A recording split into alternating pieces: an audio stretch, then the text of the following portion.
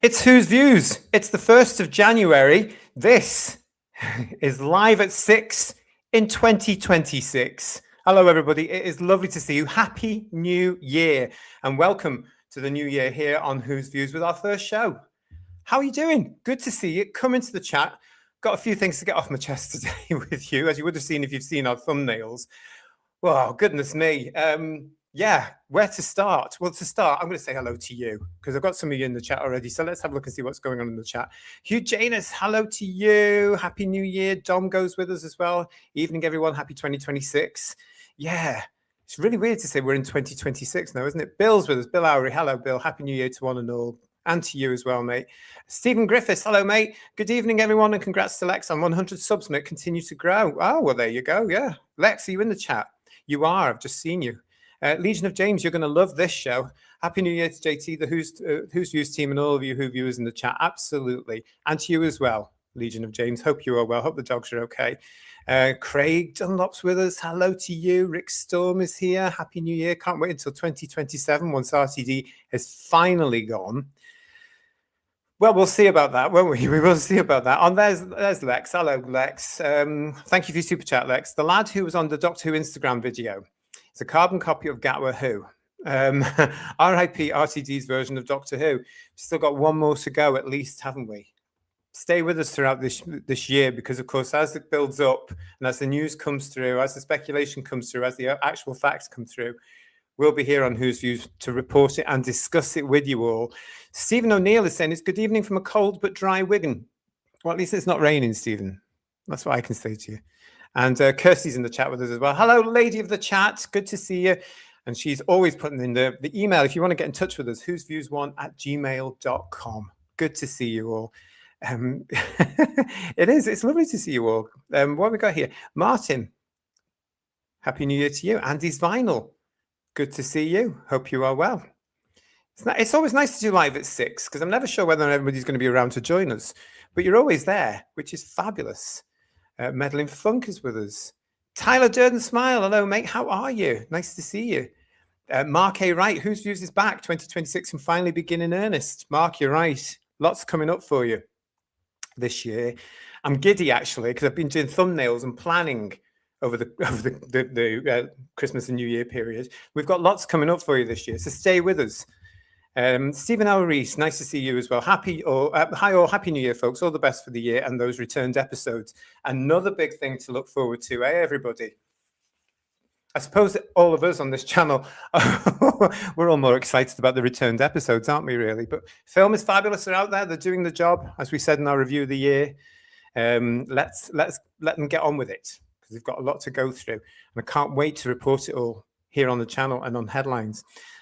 John, all right, mate. How are you? Good to see you. And Domgo was saying to us, it's a cold one tonight, so stay in and watch Who's Views. There's plenty for you to watch on our playlist, isn't there? Plenty. Jess is with us. Hello, Jess. Oh, this is brilliant. Thank you so much for joining us this evening. Steve348, hello, mate. How are you? Good to see you. Marie, hiya. And Julianne is saying to us, Happy New Year, everyone. Love the 6 p.m. start, especially when I have a 1:15 alarm for work. Whoops.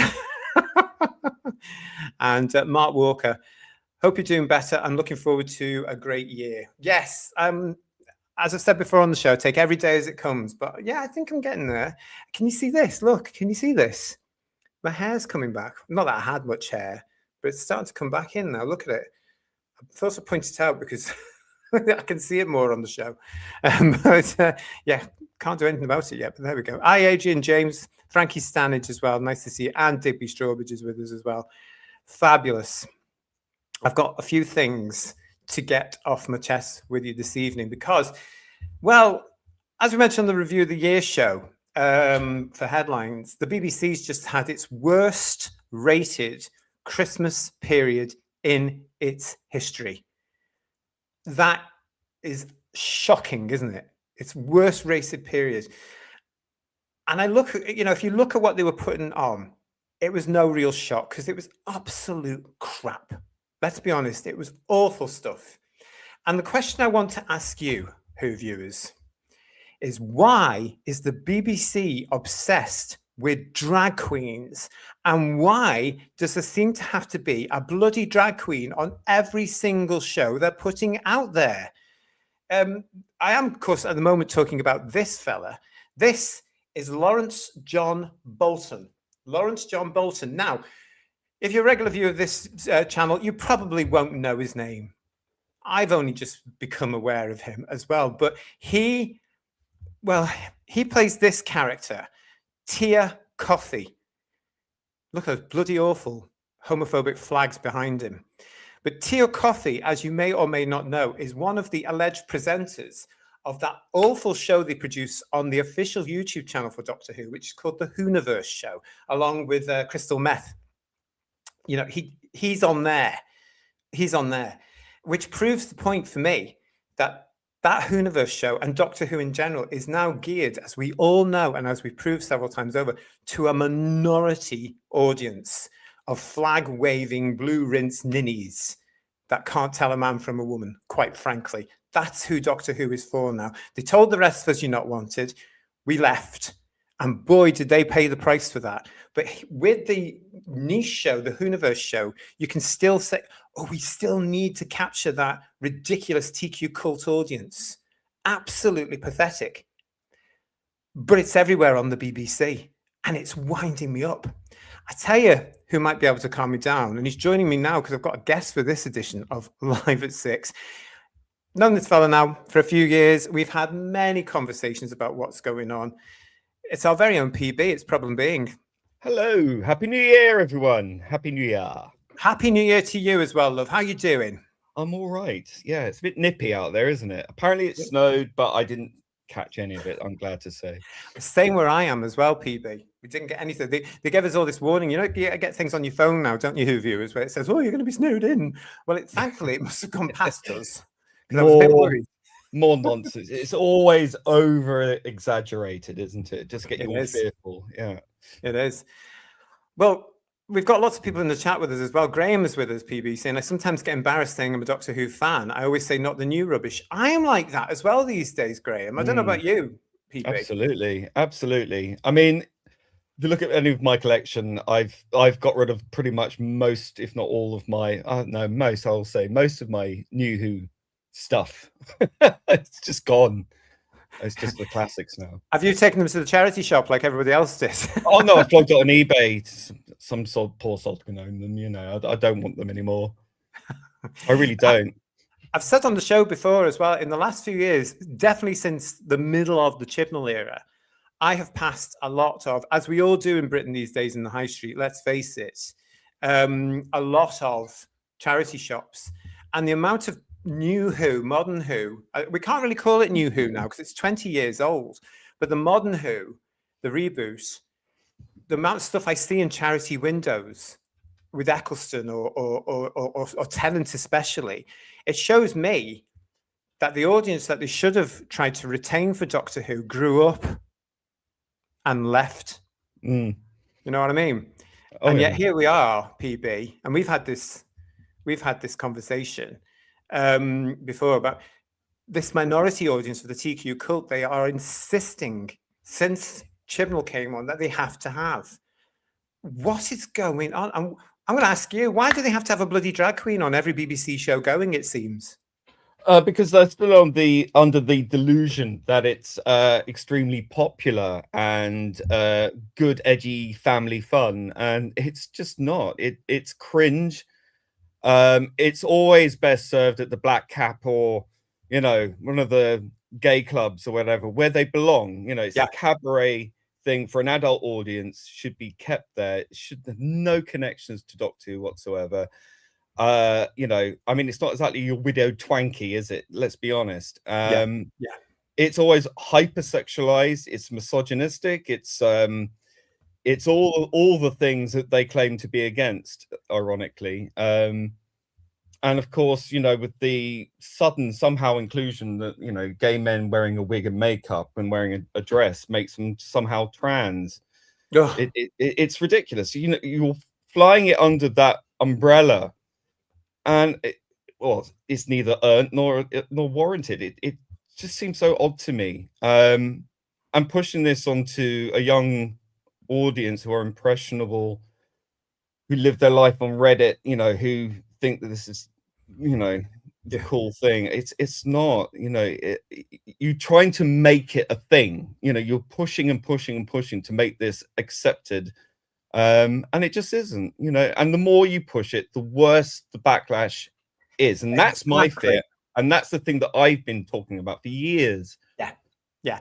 And the backlash we've seen because they've enforced the TQ on LGB. We're getting it now. The rise in homophobia over the last few years is astronomical, and it's come from the TQ cult as well, which includes people like RTD and Gatwa and Tennant. Even though they might not know it, it includes them because they're actually supporting a homophobic rhetoric. So, as we're going to show in a minute, are a lot of these alleged drag queens. I just want to point this out from Jack. Join Jack Rabbit's with us, everybody. Hi, Jack. I only have my classic Doctor Who action figures on display now, but I can't bring myself to sell my new Who ones because I loved them as a kid. Fair enough. Fair enough, Jack. Yeah. And Marie's with us saying, I saw him, and this is Lawrence John Bolton, aka Tia Coffee. Do you get the gag there? Tia Coffee. Oh, there we go. Oh yeah. I saw him on Drag Race, says Marie. I stopped watching it. It was so ridiculous. Men calling themselves she, he, they, and then trans. Exactly. All the things. It's got out of hand. It really they want to be all the things. They have all the things in order to be the most oppressed thing. You know, I'm all the minorities, all in one squeeze into a boob tube. Yeah. I can fly every flag going and have every pronoun under the sun just to cover all the bases. Because this is what these far lefties do. They start eating each other alive because they'll make a little mistake. And that happened to that idiot Owen Jones at Christmas time. Did you see that? No, what did he say? Well, he didn't refer to somebody with the correct or accepted pronouns or something, and then they all jumped on him, telling him he was rubbish, and he had to try and by the sword. I didn't mean that. Live by the sword. I mean, let's be honest. Russell T Davies has done exactly the same thing when he had that Jinx Monsoon. He referred to him as he, and then he's like they. He couldn't keep it straight, ironically. So, you know, if you can't, one of the true believers can't get it right, what chance does anyone else? So why the hell should we bother?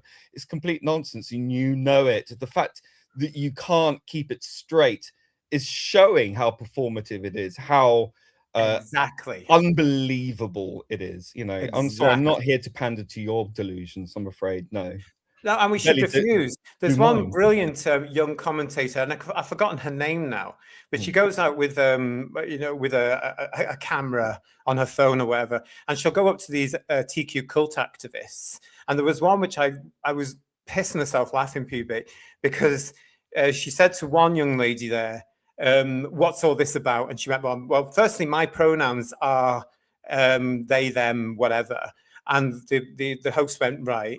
And the girl said to her, well, do you want me to explain how to use it? And she went, no, because I don't have any intention of using them. And that's where we've got to be. That's what we've got to do. Say, no, we're not going to pander to your ideologies, your dictates, and your delusions. I'm sorry, if you're being compelled, and I mean compelled, to agree to these things without any say in the matter, any choice, I'm sorry, you're not the good guys in the exactly. Well, I'm going to show you in a minute something that I've got from Lawrence's appearance on the BBC recently, which proves your point. And this is something you and I argue about. They are everything they say they hate. Paul Richards, thank you for your chat there. Have you seen the people advertising the new merchandise? Good God. Yes, and all I do to that is honestly. Do explain that one. What were they like? This tacky new merchandise that BBC Studios have put out, it's aimed mainly at an American audience. And it's all this old, it's supposed to be retro with book spines and VHS spines and the logo. It's Stranger Things. It's because of that. Because they knew Stranger Things 5 was coming, so everything has to look 80s. And it's tack. You know, it's absolute tat, and it's overpriced tat as well. But the alleged presenters who are pushing it are just over the top nonsense. And again, it's part of I think what Paul's saying here. It's part of that sort of image or that audience that they're desperately trying to cling to. Yeah, a small yeah. clique. And I don't know why they're bothering, because it hasn't worked. As Rick Storm is saying to us here, there'll be nobody left to watch the Doctor Who Christmas special this year if the BBC are still going by then. Yeah, BBC, if you're not aware, are in a lot of trouble right now. A lot of trouble with lots of different people, not just the one you might think. Hello to Sir Sydney Rough Diamond. Hello, sir. Hello, all. It's good to see Problem being on the show. Ah, isn't that nice? You've got fans. And we've got here R. John saying to us he should stay in the Vauxhall Tavern. Yeah. I remember the days when the Vauxhall Tavern was very, very welcoming to lesbians and gays, same-sex attracted men and women. These days, well, I don't know about right now, but in the last few years, it's been completely taken over by the TQ cult, to the point where a few friends of mine, PB, that still are in London, God love them, were asked to leave the Vauxhall Tavern because they wouldn't bend the knee to the TQ dictates. It's like walking into the Church of Scientology rather than a nightclub, really, isn't it? Yeah, it is. It's great to see you all. Thanks for joining us here for Live at 6. I want to show you this, because this is what really winds me up. We're going to be talking at this stage about Lawrence John Bolton, who plays Tia Coffey. Bearing in mind that drag is not a gender, drag is a job. It's just a bloke in a dress. It's not transgender, usually.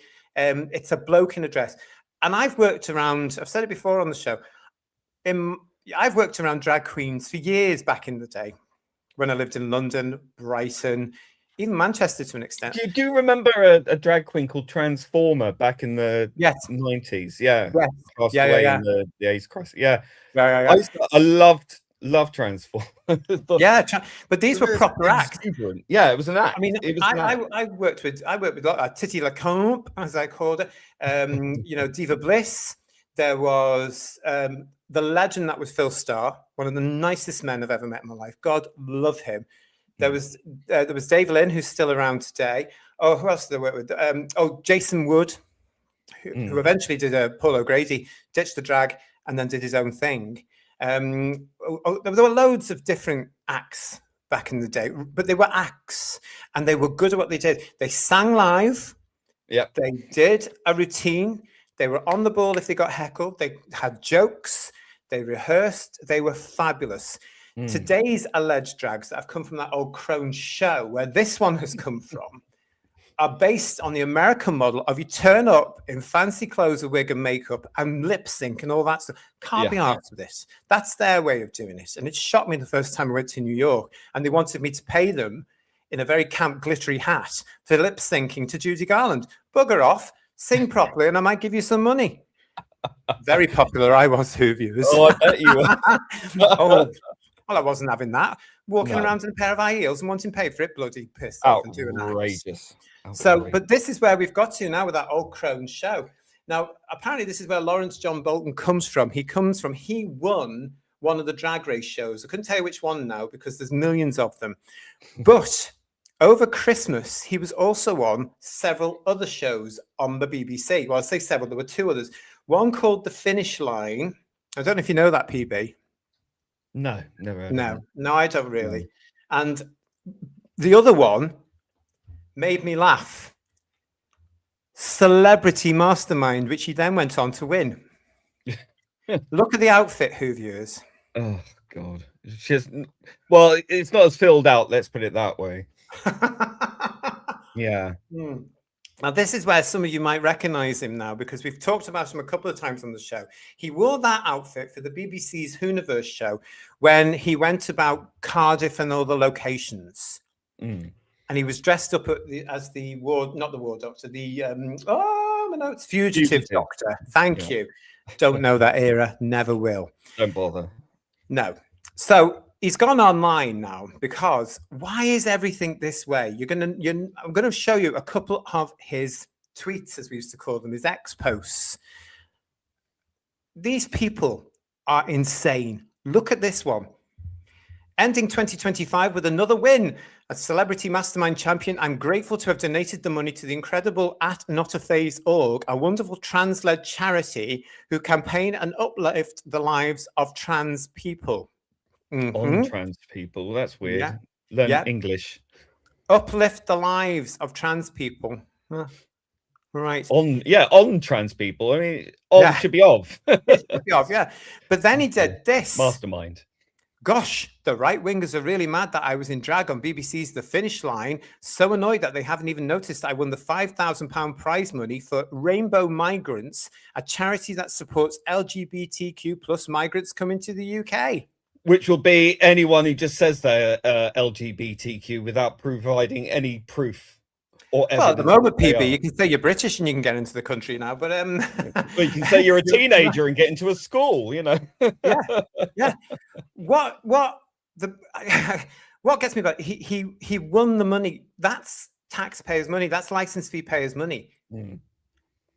Begging the question for me that more of these charities need to be looked at, because we know where some of these charities have fallen down. I would call for a full audit on a lot of these charities, actually. I think so many of them are set up without very much oversight. I think a lot of these things are simply greenlit because they have LGBT or whatever, you know, in the title, or mix that together with migrant. You've got a winning combination. So then you could just get away with pretty much doing whatever for anybody, doing anything for any amount of money. Also, you know, these CEOs of these charities also need to be audited because they get paid an awful lot of money too. Yeah. And especially if it's taking money from license fee payers, what else is it coming from taxpayers money wise? Yeah, I'd be very curious. It just seems to be a new charity seems to pop up every other week. Yeah. Out of nowhere and starts getting all this money coming in. You know, who's behind all that? I would love to know. Our John is saying to us that Lawrence John Bolton has said he will stand as a candidate for the Green Party. Let's hope he loses his deposit. Well, he probably will. Will he do it in drag, or will he have the balls, pun intended, to actually do it as himself? A lot of these people that are coming from that old Crohn's Drag Race shows, everything's in drag. That, you know, when will they give it up? When will they actually start to make a living as themselves? Because the only reason that they're getting jobs at the moment is because it's a bloke in a frock, you know. But it's no surprise that you're telling me, John, that he'll go for the Green Party. Bloody lunatics, a lot of them in that one. Have you seen that fella that's leading them now? Ugh. Oh, well, really? they're all, I mean, I don't know why they call themselves the Green Party. Might as well just call themselves the Red Party at this point. Quite honestly, yeah. Or if it's green, it's going to be with some, you know, nice Arabic Sanskrit on it, you know.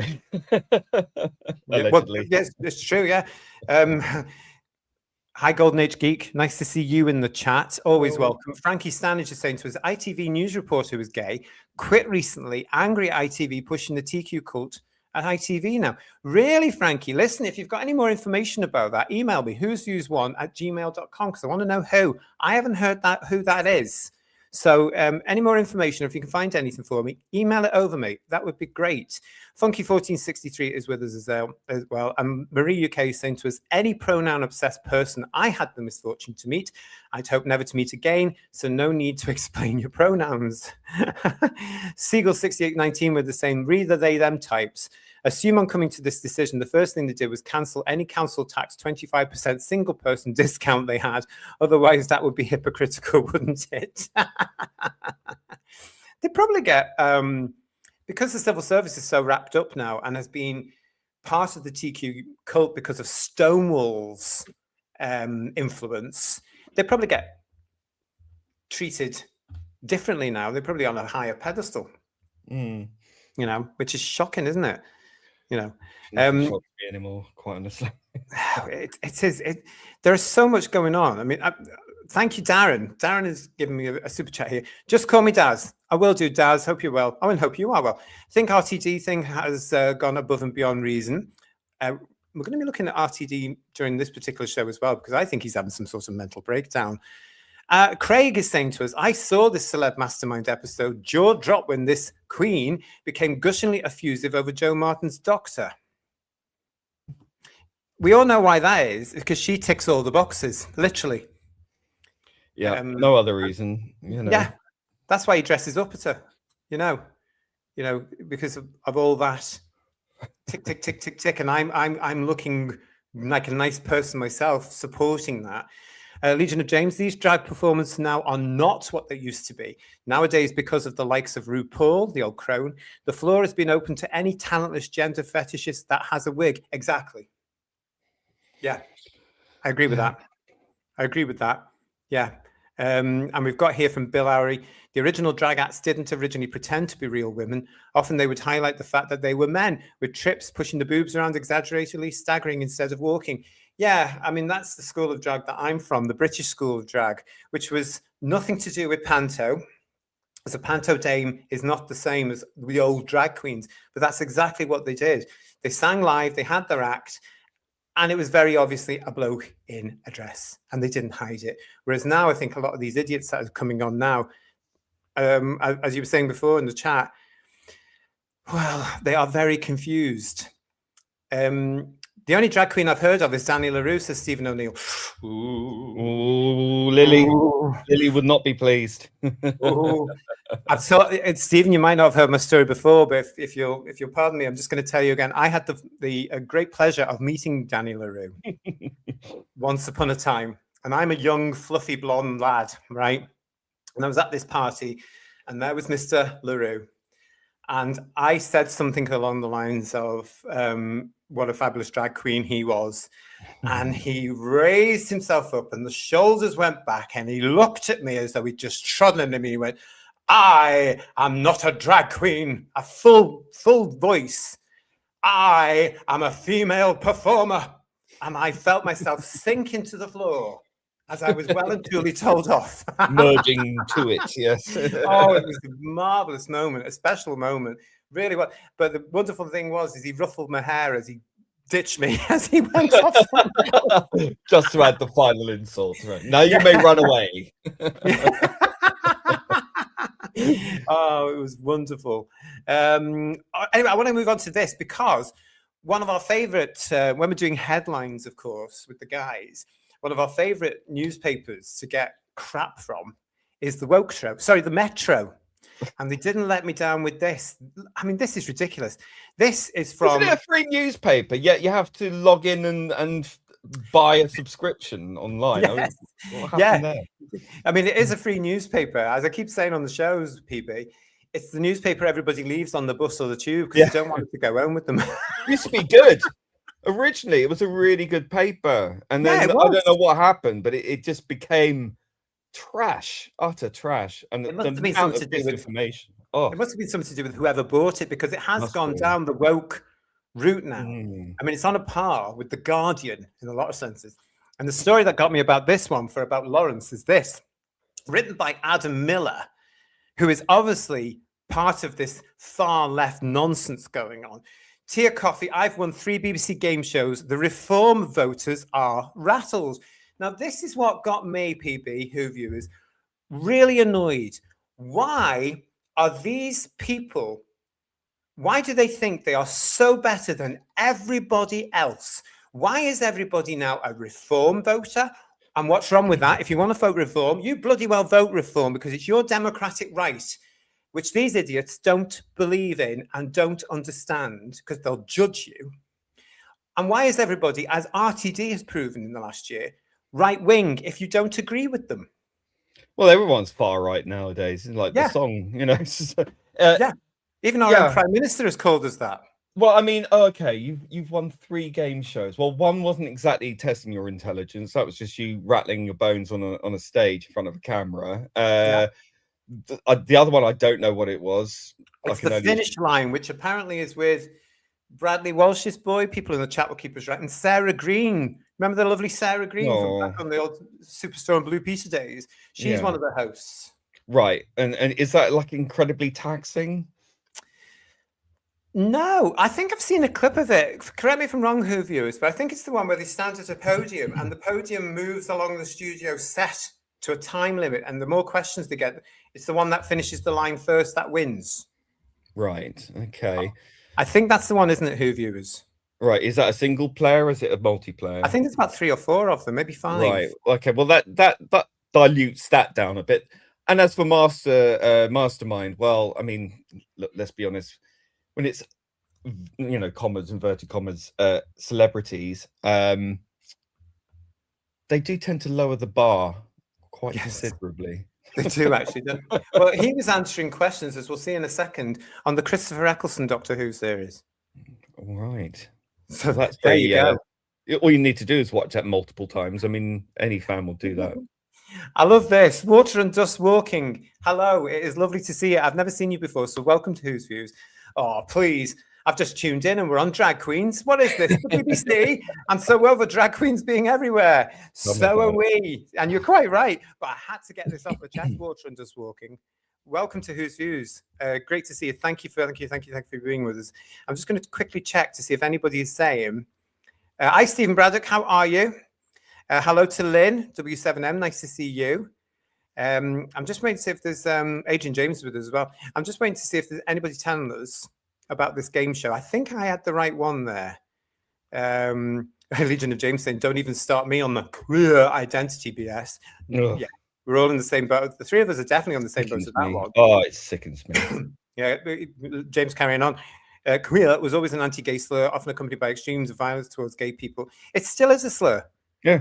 It's a homophobic. And you know what? It's a gift to people on the extremes of the far right who now got free reign to use it again. Well done. Well done, lefties. You've really, really sealed it for us. You know, I just want to point out, back in the day, you know, I mean, I've experienced it. I'm sure you may have done, and others have as well, that, you know, when you have that word ringing in your ears, it's usually accompanied by a punch or a kick or whatever, or spit. Oh God, yeah. And not only that, that word may have been the very last word many gay men heard in their life. Yeah, they were beaten to death. So I just find this triumphant use of this word quite disingenuous. It was always the Q people even back in the day who resisted gay marriage because they thought it would be too heteronormative. I reckon the only reason that they're using that word now, PB, is because they can't say same-sex attractive because that's transphobic. Well, it's exclusive, isn't it? Because the Q word really effectively meant men who were attracted to other men. Lesbians would call it as well, but not on the same level, I would say. No. And certainly not with the same level of male pattern violence. But hey ho. No. Yeah. Let's just ignore all that and pretend it never happened. Well, I think they feel, and again, it's come from the States, and I reckon it all started with RTD, to be quite honest, and that show we did, Queer as Folk, which eventually went to America and became a mini giant in the LGB community, and then they've added the TQ. Although no surprise to me, they did a recent version which was all about the TQ, and it was a massive flop, and they buried it. It was, you know, it wasn't as good. Surprise. Yeah, but let's remember though that when people on Pride marches reclaimed that word, allegedly, it was to stop other people using it, and it was meant to be an end of, you know, to reclaim it in order to depower it. But now they've tried to re-empower it with some twisted ideology, which is in effect, you know, diminishing and completely degrading the entire same-sex attraction element to it. That's what it's about, isn't it? Because you can't say now, I don't think, that you're gay or same-sex attracted, because it can be looked at by these idiots as being transphobic, because they're insisting that trans women are women and trans men are men, which of just us existing is transphobic to them. I mean, I remember that pastor, that college university pastor or whatever it was, the trans one, who said that homosexuality doesn't really exist. That's an actual quote. Yes, that's the derangement, the demented derangement. These people who claim to be all for the rainbow and all this kind of stuff, they are the worst homophobes in my experience. Totally, and that's where it's all come from. And whether they like it or not, people like Lawrence, RTD, Tennant, Gatwa have joined that movement and are supporting this homophobic rhetoric. Hartnell's Ghost is saying, talking of drag queens, how is our license fee still being wasted on recommissioning Mrs. Brown's Boys, recycled unfunny Les Dawson and Roy Barraclough routines? Looking well, JT. Well, thank you, Hartnell's Ghost. Well, that was Piers Wenger. because Piers Wenger, before he left the BBC to go to an independent production company, recommissioned Mrs. Brown's Boys for something like 10 years or something. That was him.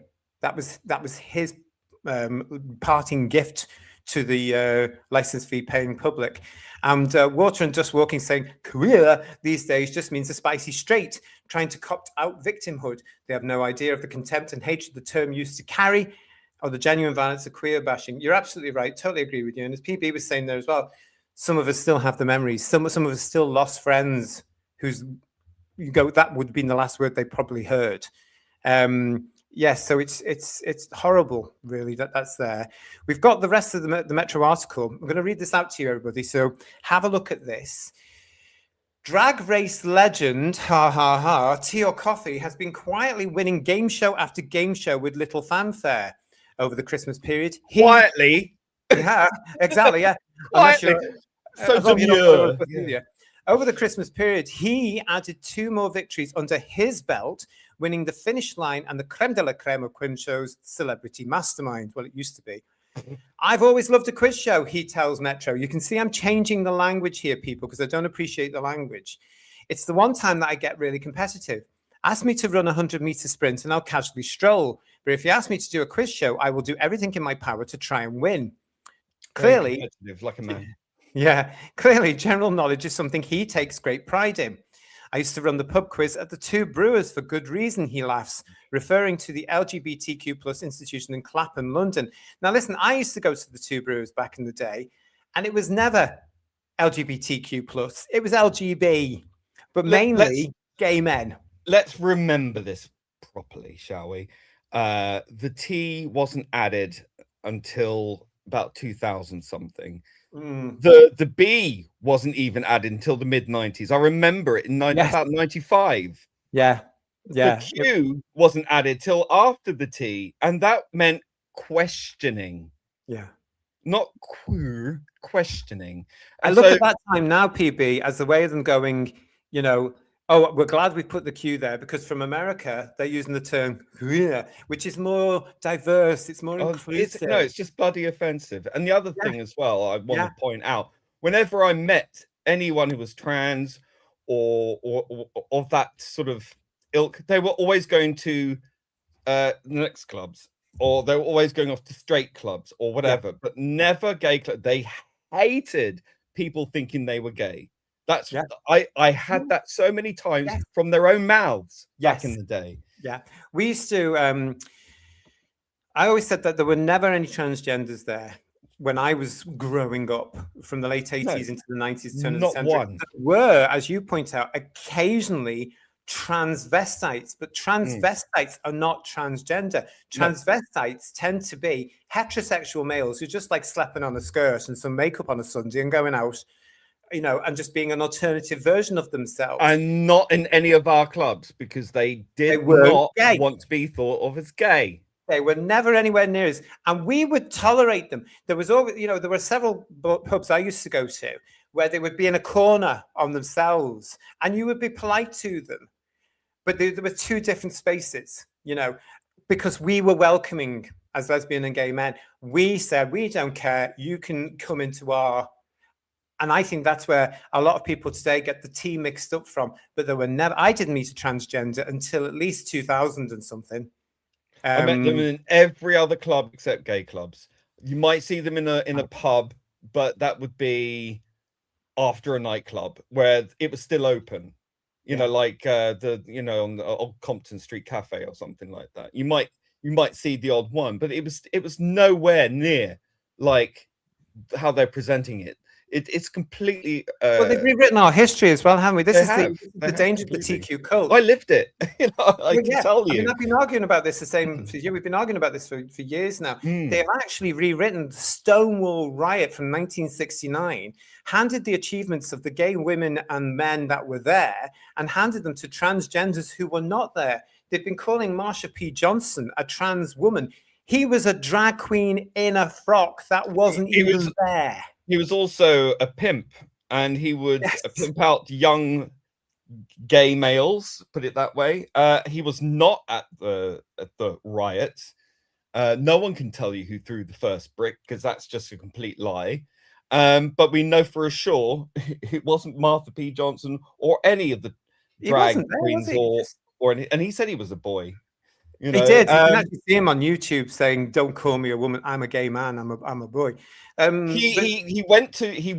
he was in the vicinity. I think there was a bunch of them sat in the park opposite or I something. think, or either that, it was a few And he blocks ran away. He Sergeant ran away. Yeah, there was no truth to this at all, and it's amazing. It's like when they try and say during the German, you know, the Holocaust, that, you know, one of the main groups were the trans people. Now, the thing is, records were kept, you know, very, very meticulous records. And I've gone into those databases. I've typed in Jews, I've typed in homosexuals, I've typed in communists, all come up with the results. Type in trans, cross-dresser, any of those keywords, nothing. Yeah. Nothing. Marie UK, thank you for your super chat. I first noticed all this nonsense in 2018 when a drag queen, Courtney Act, appeared on Celebrity Big Brother and was lecturing all the housemates on gender. Courtney Act rings a bell. Rings a bell. But it's all a blur at the moment. But thank you, Marie UK, for that one. We'll get back to the article in the Woke Show. Because, again, my point about this is, here come the usual accusations, everybody, from these people that tend to think they're better than us and on the right side of history. Let's have a look at this. We're up to this bit here.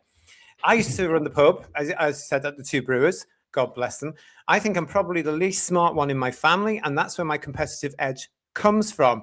It carries on. We're talking because in very close succession between Christmas and New Year, Tia Coffey, Lawrence John Bolton, proved himself an unbeatable quizzer on the BBC. On Celebrity Mastermind, he beat 4 other celebrities, alleged celebrities, with his specialist subject, Christopher Eccleston's one and only series of Doctor Who. Sorry, they can say his name, which is clearly a male name, and still call him her. Yeah, exactly. And it's not. He goes on to say, this is Lawrence, he says, there weren't many episodes to revise, and I just fancied a bit of nostalgia, he says. I only had time for one rewatch. Oh, yippee-do, you. Sitting on trains to and from Manchester, watching Aliens, but luckily the questions weren't too taxing. I only got one wrong. There's a surprise. Exactly. But only so much revision can prepare you for coming face-to-face with host Clive Mirry, sitting in the black leather chair in front of a studio audience when the lights go down and the spotlight glares. It's really awkward, admits Tia. They play the actual music as the lights come up. Clive's there doing his dramatic voiceover, introducing you, and it's silent, so you can hear your shoes as you walk from chair to chair. Well, it's been like that forever, you nonce. It's awful. One claps or applauds when no one claps when you applaud. No one claps or applauds when you've finished. It's a little bit like sitting an exam. Clive is the invigilator, and he's not only giving you any extra paper, you've got to just deal with it on your own. I felt like I was 15 doing a GCSE. According to Tia, though, Roman Kemp's tea time favorite, the finish line, is way more stressful. Tia was in a particularly camp lineup against Big Brother host Will Best, Eternal Thunder Kelly Bryan, Books Fizz's Cheryl Baker, and comedian Tim Vine in the show, where contestants race on podiums powered by correct answers to win £5,000 for their chosen charity. The questions can be as simple as name this animal when looking at a picture of a squirrel. At least on Mastermind, I don't feel that bad if I don't know who the 5th UN Secretary General was. But if I can't tell that that's a cup in a picture, that's really embarrassing. I think Rachel Riley was on an episode and she got a maths question wrong. Silly Rachel. When Tia's episode aired before Christmas on the BBC, somewhat predictably, he was hit with vile abuse for playing the game. He was hit with vile abuse for playing the game in drag. Now, this is where I get really quite cross. A drag queen in drag, imagine. So here we go with the judgment from these far lefties again. He instantly fought back on X, posting, gosh, the right-wingers are really mad that I was in drag on BBC's The Finish Line. So annoyed that they haven't even noticed I won the £5,000 prize money for Rainbow Migration, a charity that supports LGBTQ plus migrants coming to the UK. The right-wingers might need to buckle up, says the paper, as Tia plans to spend 2026 winning more quiz shows and raising money for LGBTQ plus causes. I love doing these quiz shows, especially because there's such a good opportunity to raise awareness and money for charities that I work with, which is wonderful. I successfully raised money for Not a Phase, which is a trans charity, and also Rainbow Migration, which helps LGBTQ people to migrate and settle legally and safely in the United Kingdom. Oh, sorry, it is migration. Because remember, like they keep saying it's not migration, it's you know, what do they call it? You know, when they seek safety, asylum. Asylum. No, it's not. It's migration. Yeah. Migration. I mean, the argument, I've looked into this particular one. The argument is that in certain countries, of which we all know, apparently LGB and TQ cult individuals may not feel safe in their country. So they're brought over to the United Kingdom. Yeah. But where they can live some sort of life pestered by the TQ cult, probably. How many of them are genuine, though? Because there are so many cases where they've said they were persecuted because they were gay or whatever, and you can't disprove it, you can't prove it. Exactly. I think it's. I've always said this actually, with not wanting to sound rude or cruel in any way. But how do you prove you're gay unless you're shagging someone? Quite frankly, you know, it's absolutely ridiculous. And when it comes to the T and the Q is it doesn't exist. No, it's a fantasy. So I still refer to it as questioning. So, you know, people are not sure whether they are or not. They think it's queer. So if some young person from some unfortunate country, and we know the ones, turns around and says, "I'm queer," well, what exactly do you mean by that? And why should we allow you into the UK? Heterosexual but likes wearing nail polish. You know, that's what it is. Yeah, of course. You know, these people are going to be. I mean, we're used to it now on Whose Views. You know, we're all being called right wing here. Don't really give a toss anymore. Don't care. I call it common sense. Let's get back to the rest of the article. Basically, the whole festive season is me going on quiz shows and trying to annoy the reform voters, which I could already do just by being brown and in drag. So assumptive. You are a vile man. After winning Drag Race versus the World, the finish line is Celebrity Mastermind. Is there another BBC show he plans to conquer? They're doing Celebrity Apprentice. And if there is one show that I have been locked into since day one, it's The Apprentice. I love my Essex diva, Lord Sugar. He carries on to say, I want to go on that in full drag, pencil skirt, high ponytail in that boardroom. But Tia is setting his sights higher than just winning another game show. He suggests BBC Three needs a quiz show, and who better to host it than me, Celebrity Mastermind's Tia Coffee. Who needs Alexander Armstrong when you've got me, a 6'5" man in a wig, hosting a quiz show? I mean, the annoying thing about this is he's not even a celebrity. He's a second-rate drag act who should be, as you say, PB, back in the pubs. Lily's already done that with blankety blank, so you wouldn't be the first, sweetheart. No, I just find this, it's just triumphalism. It's like, oh, look at me. I'm the best. You're crap. I'm great. It's like, get over yourself. Honestly, it's really also the assumption and attacking of democracy. I am sick and tired of over the last several years having to listen to far lefties trying to take the higher ground and be superior to everybody else. And yet they are nasty, vile, misinformed, miseducated, bandwagon jumping freaks. How dare you tell somebody that they cannot believe politically or any other way in what they wanted to believe in? We are supposed to be a democracy, even though our current Labour government, of course, is trying to destroy that on an hourly basis. But you know what I mean? Really, how dare they? When you are winning all these wonderful quiz shows completely, you know, on merit, you're arguing so vehemently against this perceived group of people that you don't like. The more you do it, and the more you push, the more you drive people into the arms of reform. Exactly. And the other places, you know, because you've made it so utterly depraved, so utterly beyond insufferable that you're driving people who would generally be sitting either on the fence or, you know, might just be pushed to the point of going, this is too crazy. Yes. You're not helping. You can hand over all the money you like to all these different various charities, and you can say whatever you like about, you know, who your perceived enemy is and all this kind of stuff. But the more you do it, the worse you're making it. And I just don't think they quite understand it. You push and you push and you push. Yeah. And you give people very little option because they know instinctually that you are not right. You're not doing this with good intent. You are doing this for a political means, and to trample on anyone who gets in your way. And people have had enough of that behavior. They've had Totally. enough of being Totally. told that they're wicked, evil people because Yeah. they don't subscribe to your beliefs, To your ideology, to your fantasy. And yet, one thing I'm seeing through all this as well over the last week, maybe more, is that this British thing that we have, and it's very British, this British thing of supporting the underdog is still there, and it's alive and kicking, because look at how popular reform is doing in the United Kingdom right now. And I'm talking United Kingdom, I'm talking England, Wales, Scotland. You know, they are going up and up and up daily in popularity polls. and do you know know general election today, PB, as I was hearing this morning on the news, if there was a general election today, reform would have won. Yeah. And do you know who the underdog is in all of this? Yeah. Not them. Because they control the media, they control television, they control radio, they control most of the internet, most of the social media, most of the newspapers, most of the Hollywood.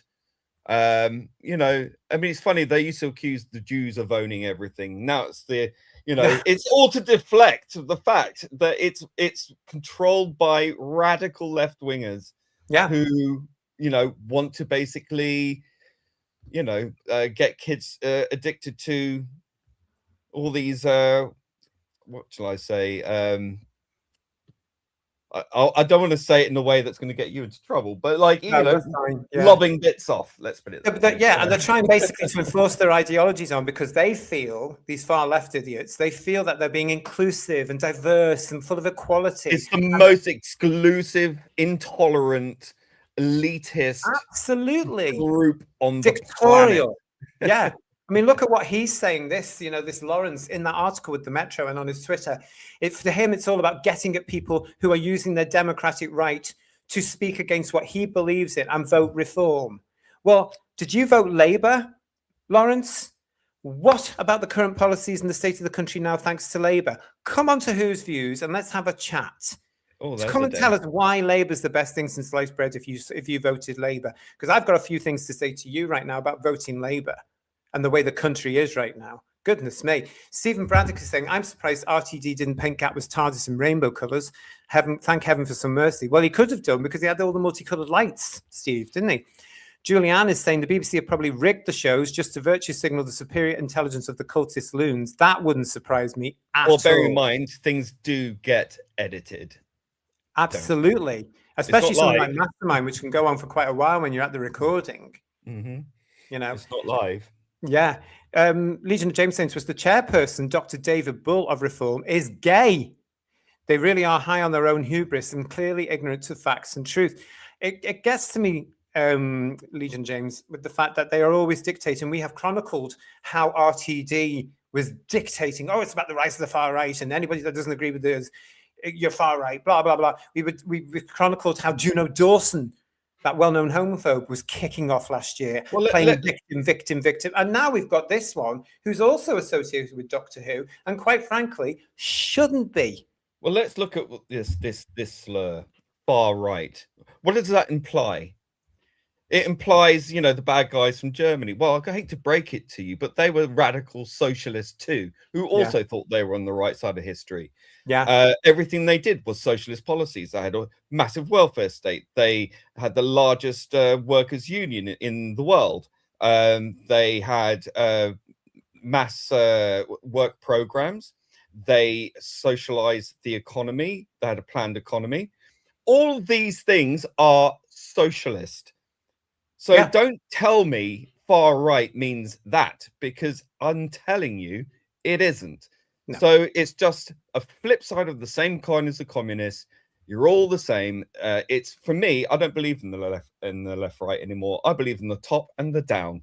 Yeah. Those who want to be at the top and those who want to keep everyone else down. So that to me is tyranny versus freedom. End of story. Very simple. And yet a lot of these people that are in this, they're all associated with each other. Showbiz is rife with them all, but then it goes out into people like, the way that the Stonewall in our country really pushed the TQ poison and the agenda to the people. The fact that Lots of people have believed it over the last few years. And thank God more and more gay men and women, same-sex attracted men and women, are waking up to this fact every day and realizing, hang on a minute, what you're telling us is homophobic. No, thank God there's more of us waking up every single day to this nonsense and standing against it. And that's the other thing they won't like. That's why they say to people, right, you can't come into this pub, you can't come onto this pride because you won't do what we tell you to.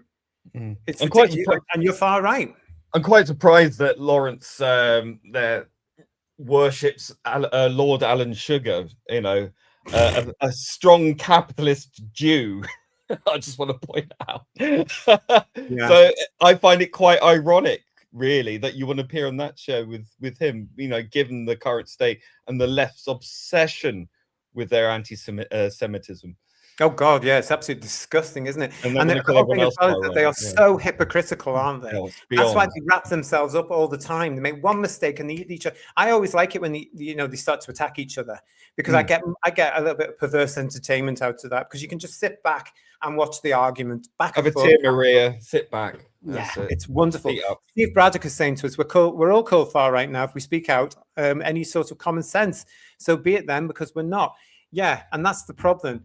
And again, it's simply because you won't agree with us, you won't do what we say, oh, you're far right. And the only reason they've started calling us far right is to try and shut us up, to try and guilt us. The fact is, it's been going on for so many years now that sadly, the term far right has lost any empowerment at all. It means nothing, absolutely nothing.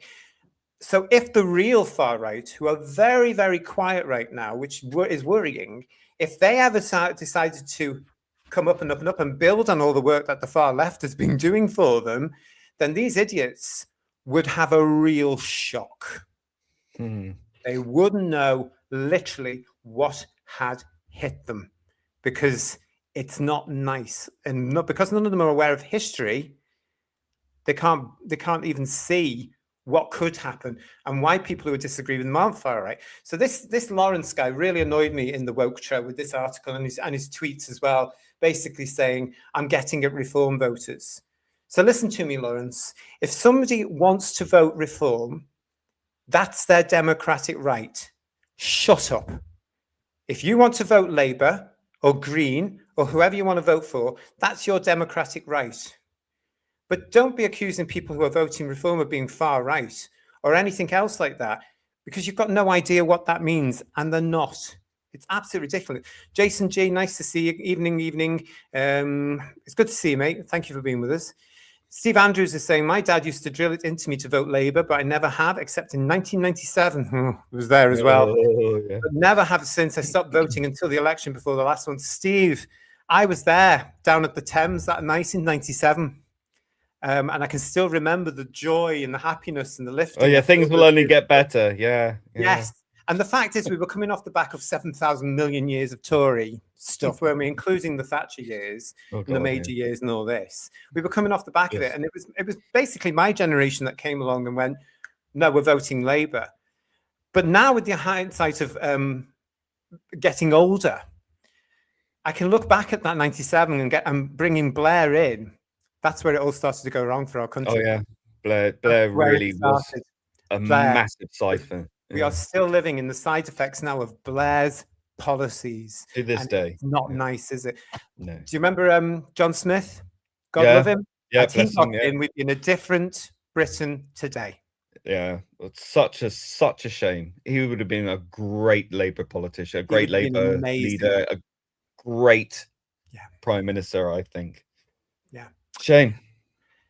But we are where we are. But I count it down, Steve, to that night in 1997 where we all thought everything was going to get better. And look where we are today.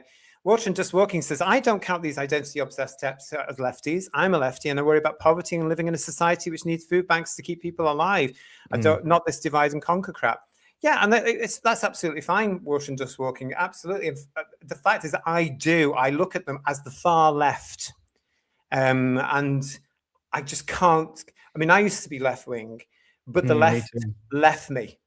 Yeah, so I'm exactly where I've always been, PB. In my politics and my views and my outlooks, I'm exactly where I've always been. Exactly. It's just that the left went far that way. I'm still here to the point now where I'm called right-wing. And if that means I'm sensible and I know the difference between a man and a woman, so be it. Well, I used to be, I used to consider myself socialist. I used to live in a housing cooperative and was on the board and all that kind of stuff, fight the housing corporation, doing all that kind of activist stuff. And, that was in my 20s. But, the thing is, you grow up, you get older, you know more, you learn more, and you realize, crikey, I was taken for a ride. I was really bought in. But now, I've kind of come to the realization that the whole left-right is just a way of keeping people controlled and manipulated. But you need to just look at it, flip it up. It's up versus down. What's up keeps you down. Yeah. So that's how I see it. It's either tyranny or freedom. It's that simple. And quite honestly, I look at myself as an out-winger. Because politics should reflect the three-dimensional world we live in. It's not just left and right. There are other directions to go in. So I tend to look at it differently. So I can understand take that. myself out of it. To be honest, though, I don't think you're the only one. I mean, if you look at where Britain is today, as we speak to you live here on Who's Views on the 4th of January 2026, politics is changing, whether people like it or not. And it's not going to be as clear as left or right because there's all these other divisions coming through. Yeah, and there's other problems coming along. So, this is why our political system is probably out of date because we've never seen anything like this before. We really haven't. The fact that you got a third party outside of the two main parties that is an actual threat to their continuance is unheard of because of the first past the post system. You would really need to damage one of the major parties irreparably in order for that to happen. And that's pretty much where it has gone.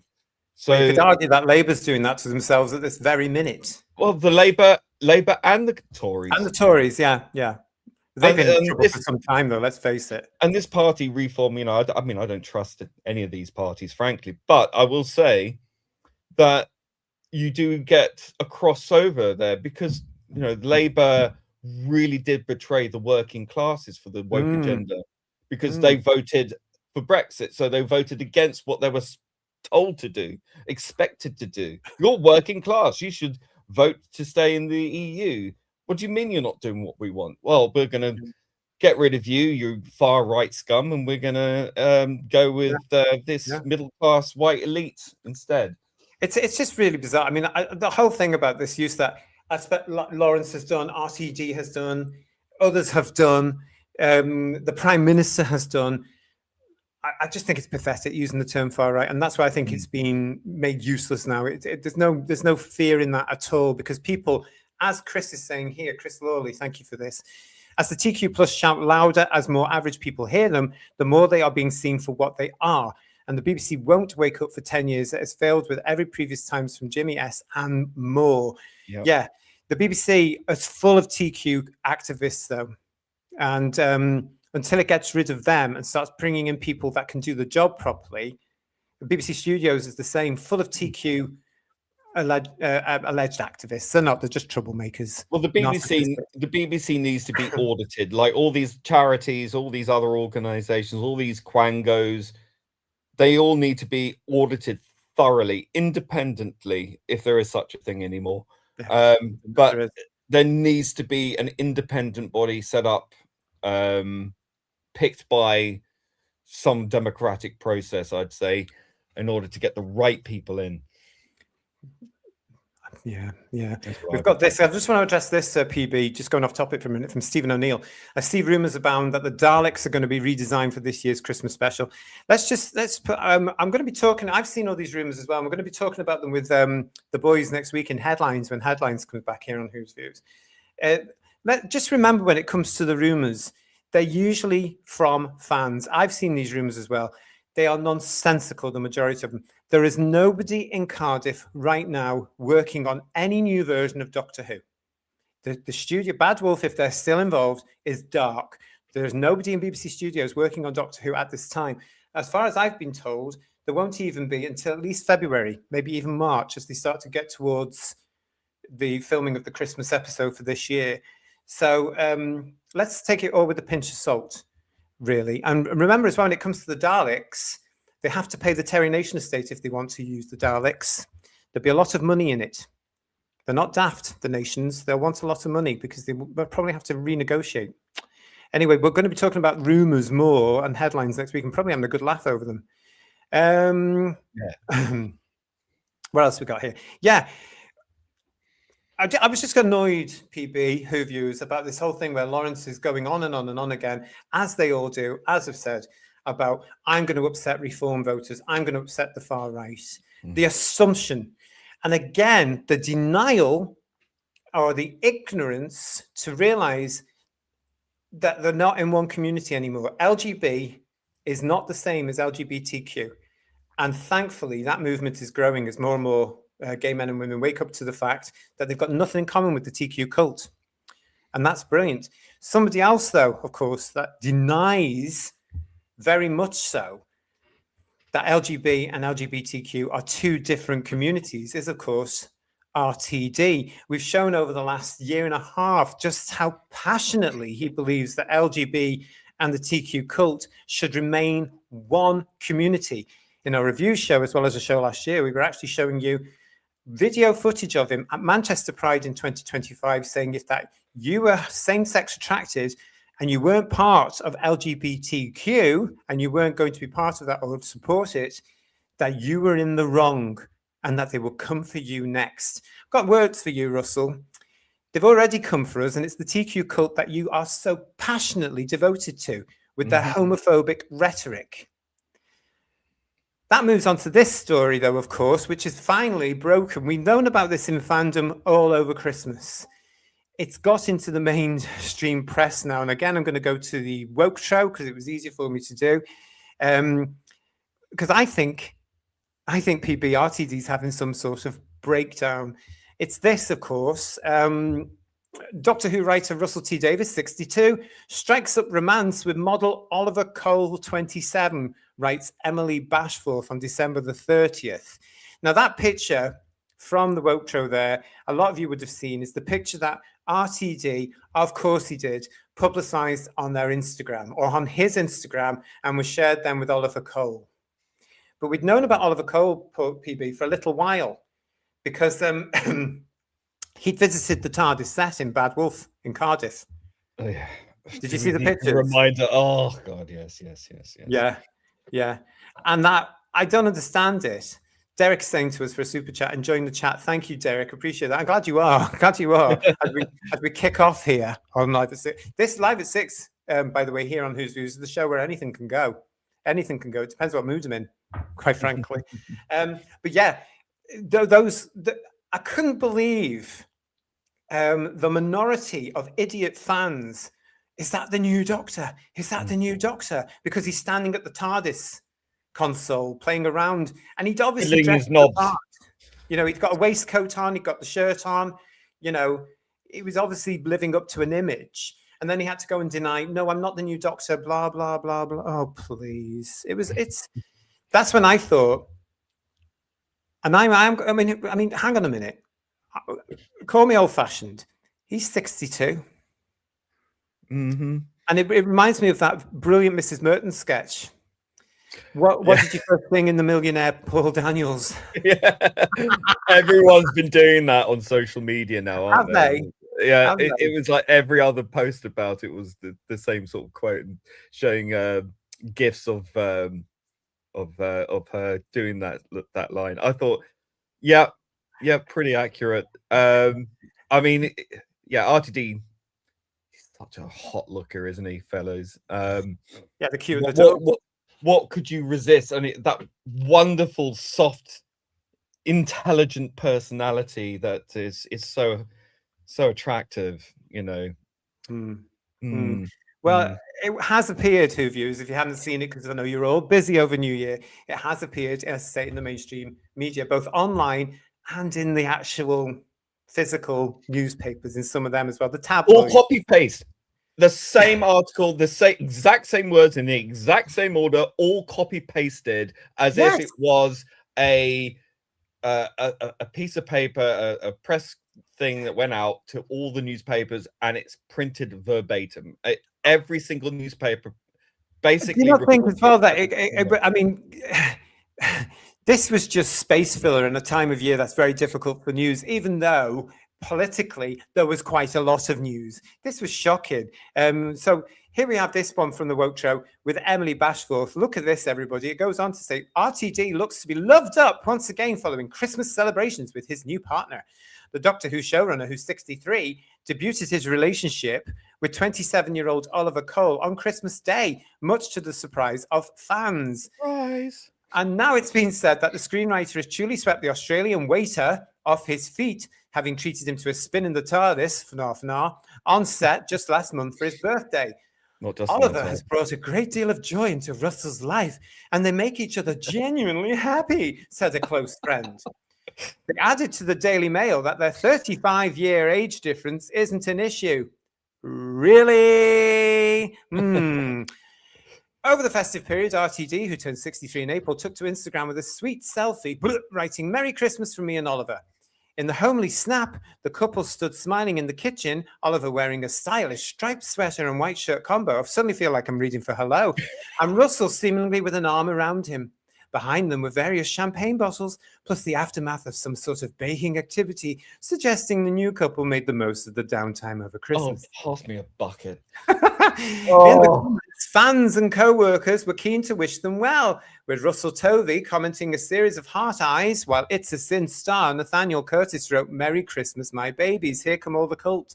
Delicious pair. Oodles of Love added, delicious pair. Yes. Oodles of Love added, "I'm a Celebrity's Tom Reed Wilson." I've never heard of him.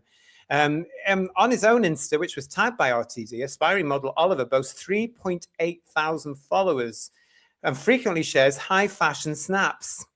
It's not known when he and Russell started dating, but the television producer was liking Oliver's posts in early June. Under one, he wrote, "Morning," and then the X for kiss, to which Oliver replied, "Morning, Russell, darling, kiss, kiss." And on his 27th birthday, Oliver filmed an artsy clip inside the TARDIS, donning a waistcoat and long brown coat in true homage to the Time Lord. "Another year passes, but it's all right, I have a TARDIS," his caption read, with Oliver later forced to clarify that his video was by no means an announcement. "Not the new Doctor," he added, "promise." Now, you know, I don't want to sound cruel and I don't want to sound really, really horrible, but do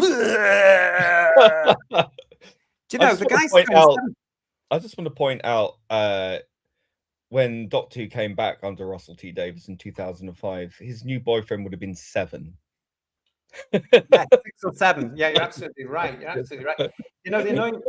I remember being 27, but I'm also being on the gay scene, the LGB scene, younger than that, obviously, from around about the age of 18, 19, and there were, of course, older gentlemen there, right? Some of them were a bit pervy, to be quite honest, but the majority of them tended to keep an eye out for us because they knew about the troubles that were going on. They were streetwise because you had to be back then because it was the late 80s, early 90s. So they would look out for us. But I just think personally, my skin crawls at the thought of, I mean, it's nothing to do with me. I know that, but I really think, having looked at his work, i.e. The War Between the Land and the Sea, crap, and the 2 versions of Doctor Who he gave us with Gatwa, utter crap, I really think he's in some sort of breakdown.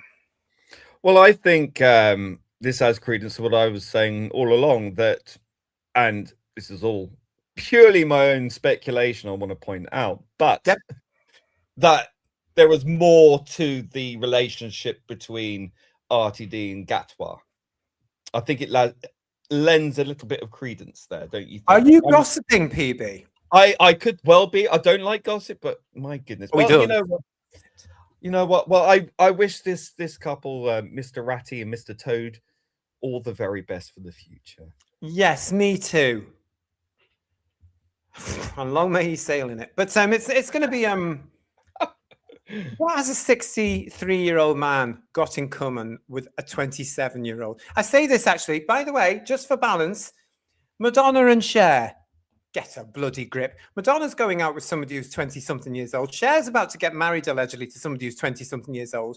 They're both in their 60s. What is going on with these people? you've got a whole. I mean, I think maybe thinking about it, one of the things that RTD and Oliver will have in common is that that's probably the same politically, and they're both probably part of the TQ cult, aren't they? So that's and not also any arguments. and also RTD is a big kid, you know, like, let's be honest. I mean, I've never known a writer to say the word literally in almost every other sentence and then claim to be a genius. I just find that quite remarkable, quite honestly. I think he is a deeply immature man. I think he has way too much power and not enough sense. But hey, look, yeah, totally. Yeah. You know, they're both consenting adults, whatever. But, you know, to me and to most people looking, it looks like a power play. And it does seem to me to be something of, yeah, I mean, you would say a midlife crisis, but the man's way beyond midlife. Yeah, this is an old age crisis. Does that exist? It does now. I've just came up with it. You know, but it is. And it's the same for people like Madonna and Cher. They live in a different world, don't they? You know, and as you say, good luck to them. But as Chris is saying to us here, Chris Lawley is saying, when this young guy dumps RTD, what will he write about next? Yeah.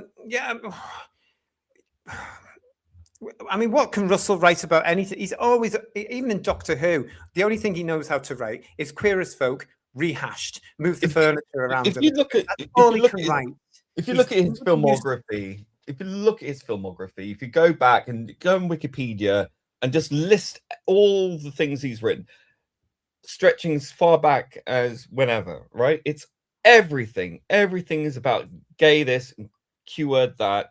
Yeah. Everything. Yeah. It's remarkable. He cannot help himself. Now, I know as a writer, you're supposed to write about what you know. But if that's all you can write about, Russell, that's not an awful lot that you know. And we've got this new thing this year, of course, coming out on Channel 4, Tiptoe, which no bugger's going to watch. I can't wait to see what the ratings for that are going to be like on Channel 4. Ha, ha, ha, ha. But, you know, no bugger's going to watch that apart from the cult, the TQ cult. Again, it's the same thing. Set in Manchester, set on Canal Street. It's about a gay character, it's about straight characters. They don't get on. You just know it's going to be about, oh, the far right thinks this. There's going to be trans characters in it who are being, you know, who are being mistreated, blah, blah, blah.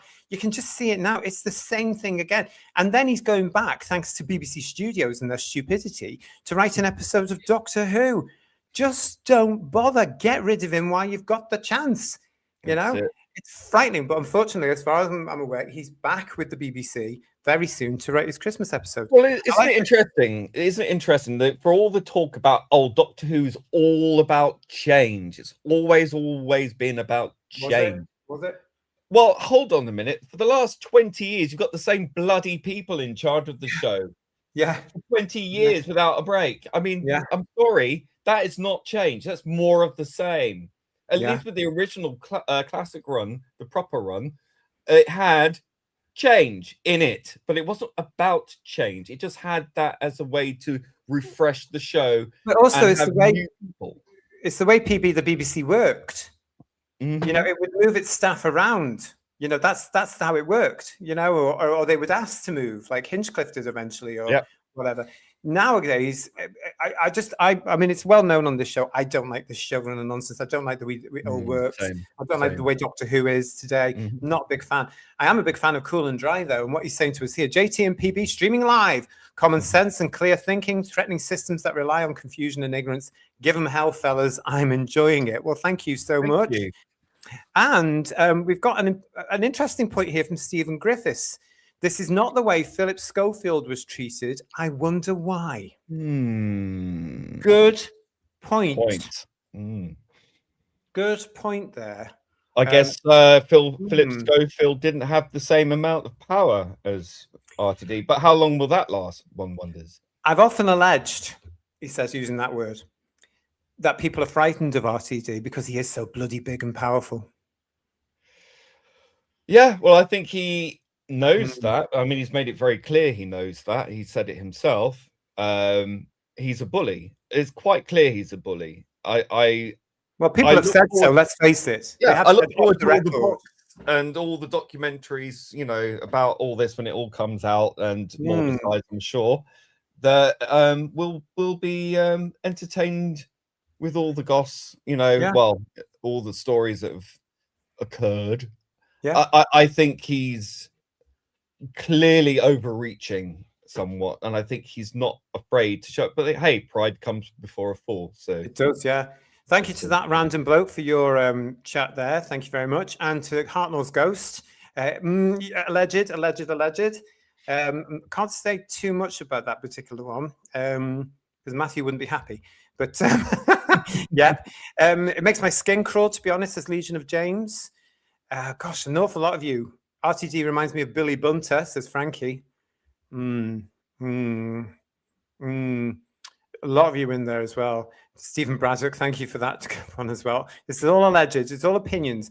Cher is 79 years old, says Craig Dunlop. Yeah, and a husband to be is what, 29, 30 or something like that, Craig?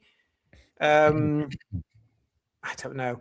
You know, I always thought Cher. I mean, I love Cher. Don't get me wrong. I'm gay. I'm bound to. But I always thought she was in her hundreds. But there we go. Well, I've seen her twice on a farewell tour, for heaven's sake, and there's another one coming, apparently. Chris Lawley is saying that Oliver Cole will be the next scriptwriter, maybe. The scriptwriters on Doctor Who? Chris, are you sure? Well, you can almost guarantee he's going to be in the Christmas special. I wouldn't be surprised. I wouldn't be surprised either. He's going to find him some sort of work somewhere, isn't he? This guy currently is a model and a waiter, everybody. Nothing wrong with that. In that order. Say that. Nothing wrong with that at all. But no. RTD does have a lot of connections. And if that's what he's doing, good for him. Didn't he look down on people selling shoes when they could be creators instead? So yeah, there was something like that, wasn't there? Yeah. When he said something about that, yeah. Robert Payne is saying to us here, at least the age gap isn't 2,000 years like a doctor and companion, I suppose. Yeah, that was all. I never liked that, Robert. And David, but doesn't that show you the mindset, though? That does show you the mindset, yeah. Don't you think? I think it does. Yeah. David Dread 14 saying to us, Cher is only 109 years old. That's what I always thought as well. Is that Buster Crab in there? That looks great. Is it Buster Crab? Looks great. Like that little picture. Oh no! It's Roy Batty from Blade Runner. Oh, is it? Rutger Hauer. Yes.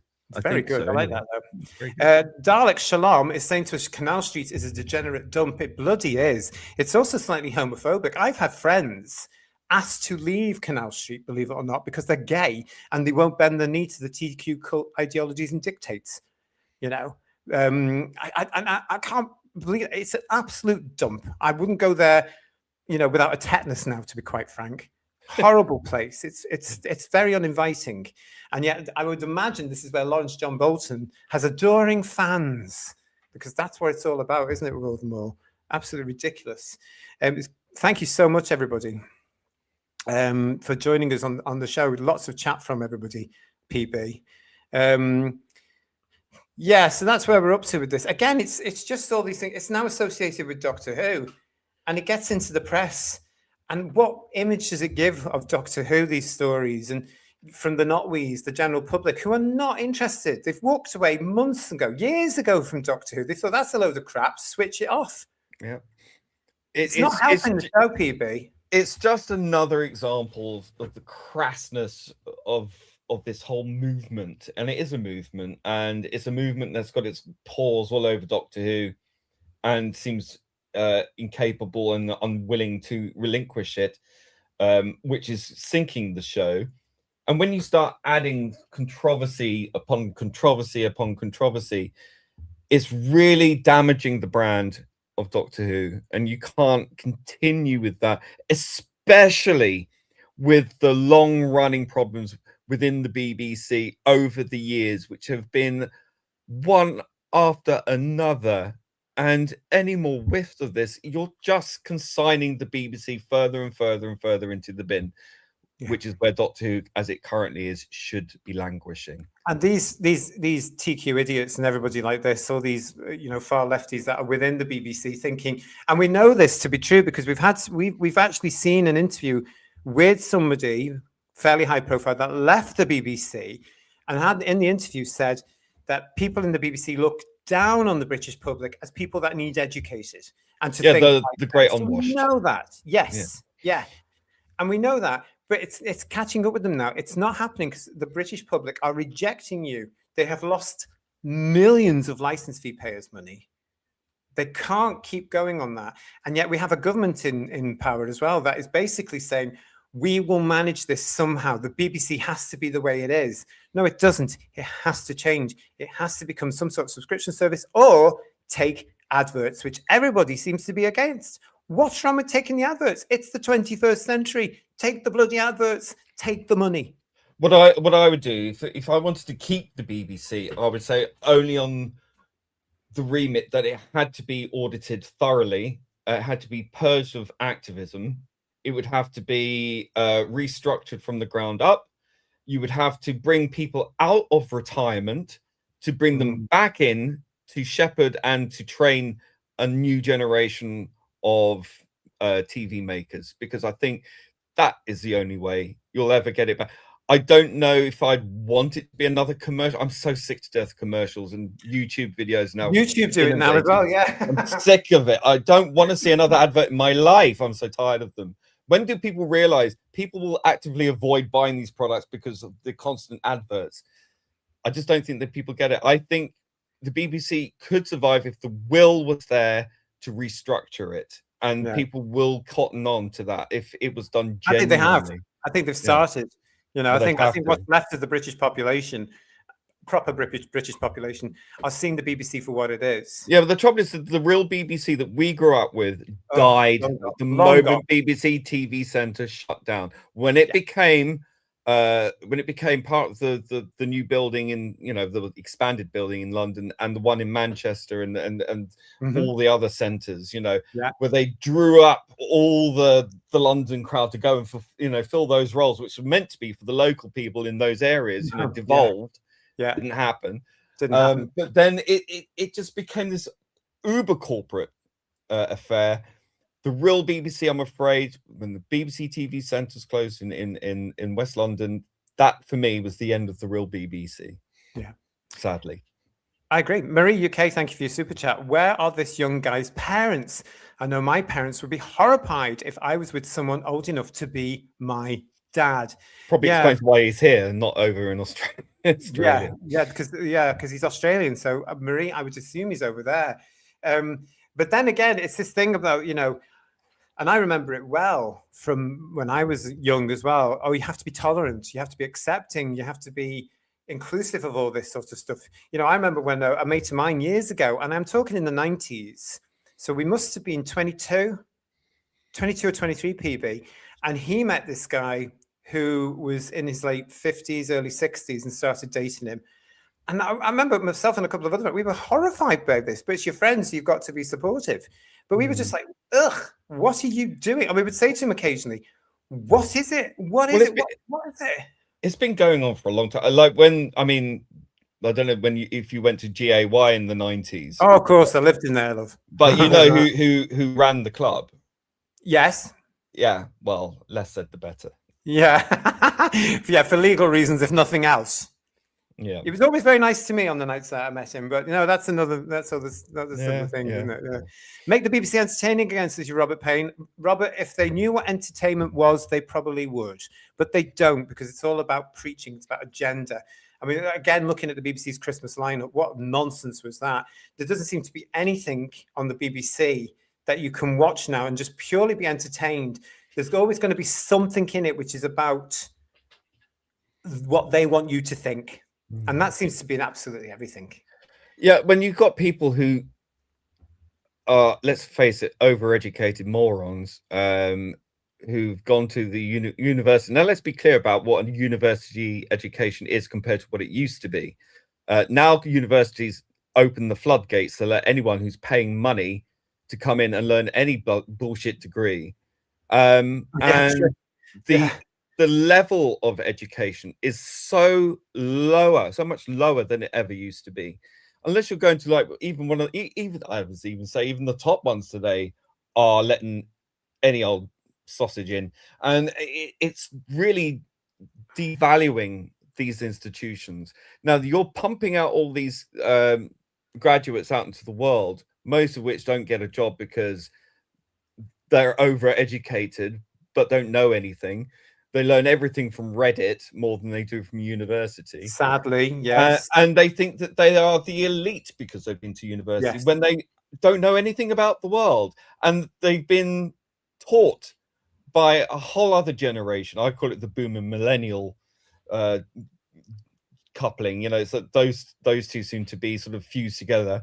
That they have created this hostile critical theory worldview, which has crept into all these universities, pumped them out, sent them to all the top parts of the corporations and all these companies to run everything incompetently, may I add. And then they sit there on their high horses thinking that they are the bread and butter of everything, and that anyone beneath them is just you know. And it's so insulting. It's insulting to my intelligence to think that these people who think they're educated because they've got a piece of paper to say so, think they know better than I do. You know, I and just that attitude, people, delusional. goes with all these people like RTD, Lawrence Jones Bolton, the other one, whatever his name was. He's coming back to London soon. You know, the one that was in the Devil's Board. Can't remember his name. You know, Tennant. The lot of them. That showbiz nonsense, and you know, these people, their attitude towards the assumption, you know, and looking at people and judging them. They judge completely, and then they have the nerve to come onto television or onto YouTube or wherever they're going to go and say, "This is what you should think." Yeah. These people are a menace, and these people can't think for themselves. They can't think for themselves. They think whatever the majority of their clique tell them to think. I can think for myself, and I've always been a very contrary voice. You know, I mean, my whole family is quite like that. You know, they're very, very headstrong, very willful, very abrupt quite often. But I tend to think that if you need to have a group agreement, a constant need for appraisal from your peers, and a constant need to please and appease your peers, you are not that smart, because you will live by that sword and die by that sword. And we've seen it so many times. If you put one foot wrong, it all comes crashing down you. They are held together by fear. Really, primarily, I think fear is the ultimate driver of what they do.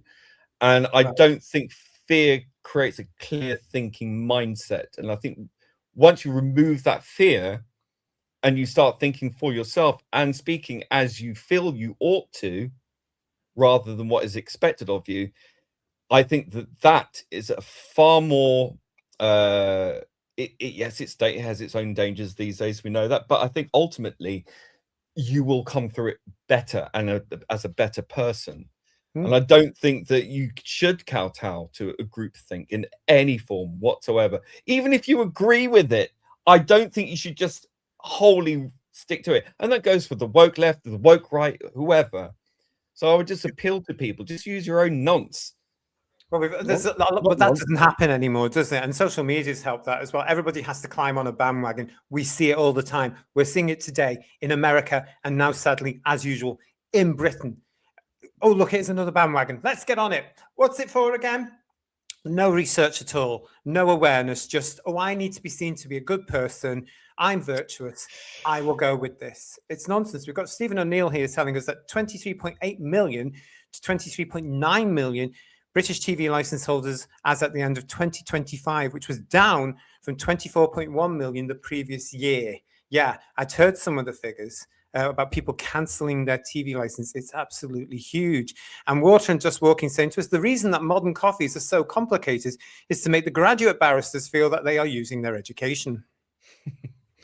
I love that. Where I live as well, you know, before I got ill and when I was working, there was this whole thing about, I would love it, especially when the showbiz luvvies from London would come up and they would always ask for certain coffees. And I was, you know, oh, can I have a soy latte? Bugger off. What? No, you can't. Well, that's the thing. A lot of particularly of the boomer generation. Sorry, boomers in the chat, but when they go to cafes and you know they ask for all these different coffees, and they say, well, it was so much harder in my day. You know, all you've got to do is press. Yeah, but there was like, a choice of tea or coffee. Nowadays you need a degree to operate the damn thing. And I know this because our friend Jack, Yes. he did that working as making coffee, and it's just always like that. This constant looking down upon Gen Z as oh, you've got it so easy, and it's so we had it harder in our day, and I think I wouldn't want to be a Gen Z living in this day and age. Quite honestly, it's so fraught. Yeah. And you've got all these expectations foisted upon you by millennials and boomers who seem to be not the greatest generation. Sorry, boomers and millennials, but generally speaking, I think Gen X and Gen Z have more in common. And I think that happens, doesn't it? It skips a generation. Well, I've said it before. It's no wonder that young people today are so full of what they always put out, anxiety. It's because they're getting a load of crap from the adults around them who should know better, including people in their 60s, RTD, who are very, very busy lying to them. George United 7 wants to know who's on our thumbnail for this particular show. Well, that was Lawrence John Bolton, who plays drag queen Tia Coffey, we've been talking about tonight from some of his ridiculous tweets recently. And also Russell T. Davis, who you would have recognized with his latest squeeze, as we used to say. Listen, PB, thanks very much for joining me tonight. I feel a lot better now I've got that off my chest. Good. Have a good old exorcism. That's what I say. Exactly. So thank you so much for coming to join me for Live at 6, our first show, everybody, of course, of 2026. So I really appreciate it. Thank you, everybody in the chat, for coming to say what you want to say in this as well. Absolutely wonderful. If you're new to us, please make sure you're subscribed to the channel. If you've already subscribed to the channel, please make sure that you are still subscribed to the channel. We have a lot coming up for you throughout 2026, including, of course, headlines, where we will be looking at all the news that affects the Doctor Who world. When they drop a headline, we're going to be here to talk about it. PB, once again, thanks very much for joining me. Really appreciate it. Hope to see you again soon. I am back on Twitter. Yeah, you're back on Twitter, aren't you? Well done, you. Let's see how long that lasts. Yeah, right. 10 more minutes, probably. Yeah. Thanks to Kirsty, the lady of the chat, and to Legion of James for moderating in the chat tonight. Not that we needed it, because everybody was really lovely tonight. Gorgeous. Thank you so much. They were gorgeous. As I say, we've got a lot coming up for you here on Who's Views in 2026. Here's a taster. See you soon, everyone. Ta-ra. Bye.